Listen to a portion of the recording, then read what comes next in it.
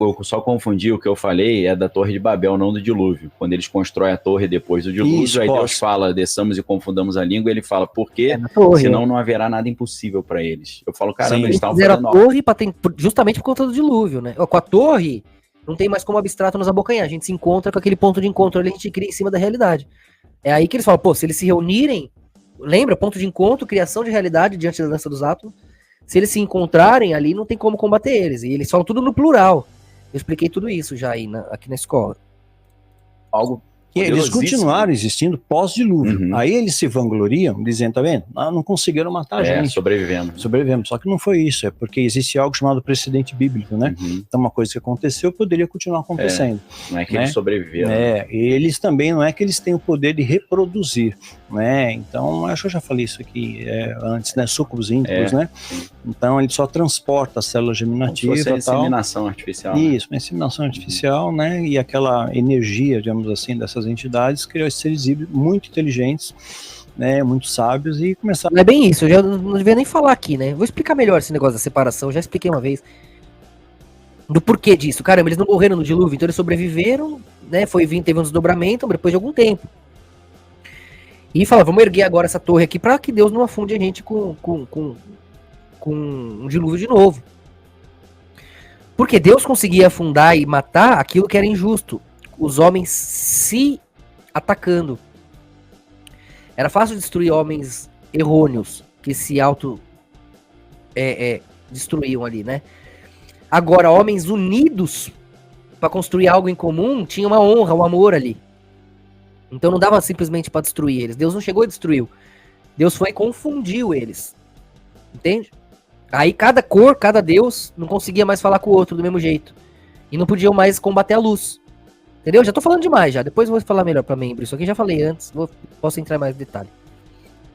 Para ensinar para o homem uma série de coisas, segredos de alta magia e tudo mais, conexões, né? Inclusive Salomão caiu, era o cara mais sábio, filho de um homem segundo o coração de Deus, Davi, né? Tinha uma referência do pai, né? Poxa, Davi, e é o que acontece, 1 Reis 10:14, ele recebia 666 talentos de ouro todo ano, 666, né? E esse número você vai ver lá em Apocalipse 13:18. Que a gente vai entender o que é o significado, né?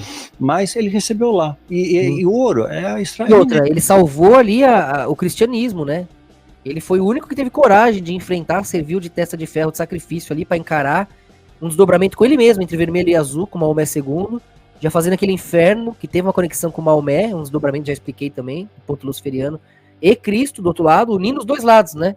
Ismael, você tem Isaac e Ismael ali se reunindo naquele desdobramento, vermelho e azul do mesmo violeta, do ponto de vista atemporal Lúcifer, né? Aí você faz aquele inferno criado ali para gerar aquele desespero, aquela reunião de perspectivas.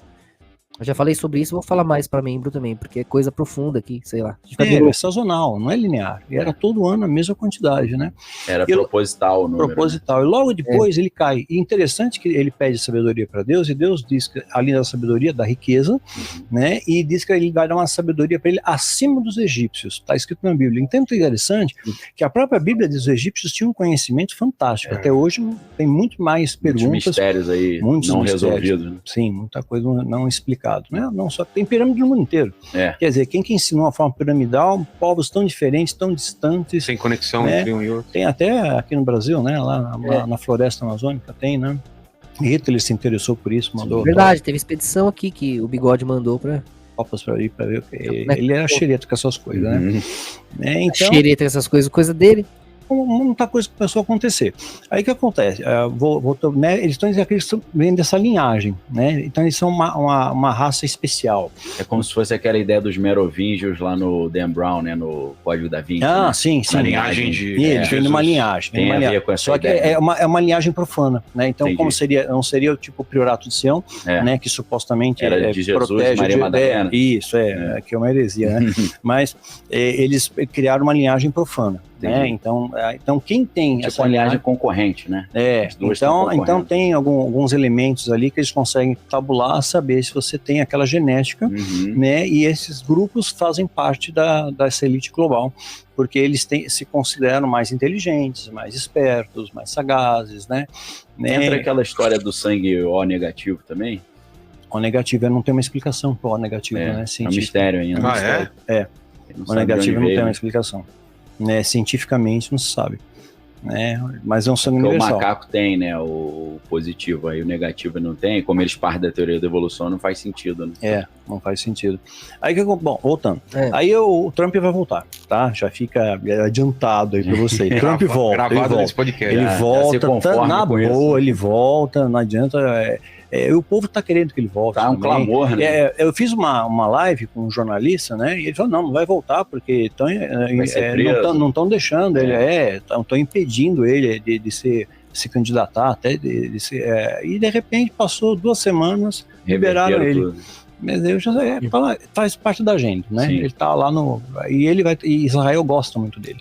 Então vê ele como uma referência. Ele vai ter um papel importante, É, então. Importantíssimo. É o primeiro cavaleiro do Apocalipse, no meu entender. No meu entender, de ser o primeiro. Né? Ele vai trazer a falsa paz. O primeiro é o anticristo? Vai trazer a falsa paz? Já tava a falsa paz, não tava? Não tá 70 anos. Ó, ficou 70 anos de falsa paz. Se você considerar o Cavaleiro do Apocalipse alguém lá atrás, 70 anos atrás,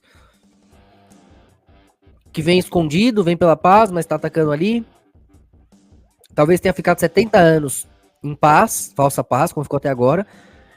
Desde 2018, depois deu o Covid, 2019 começou a espalhar, né? 2020 pegou de vez, tanto que é Covid-19, né? Que veio em 2019 na China.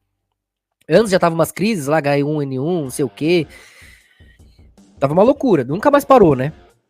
Aí passou o Covid, começou a guerra da Ucrânia, Israel, e não acabou, né? Então, e se já tiver no segundo Cavaleiro do Apocalipse, que é a guerra? Depois vai vir o terceiro, a fome, né? A peste, a consequência. Então, é semanas de anos, né? Então, 70 anos, 70 semanas de anos, né? Então, seria 70 anos.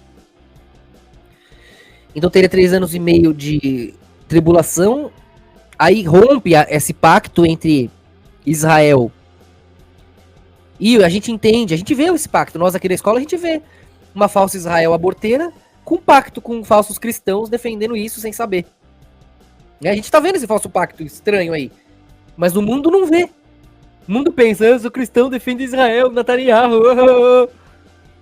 A esquerda pensa, tô contra Israel, eu não sei que ele bate recorde de aborto e faz o que eu queria fazer. Né? Mas a gente tá vendo aqui de fora, né? Arrebatado em cima. Então tem alguns poucos pelo mundo vão se reunindo nesse ponto de vista, que antes não dava pra entender, pra conceber. Mas a gente só tá olhando de fora. Então, quando eles romperem essa aliança, começa a grande tribulação, né?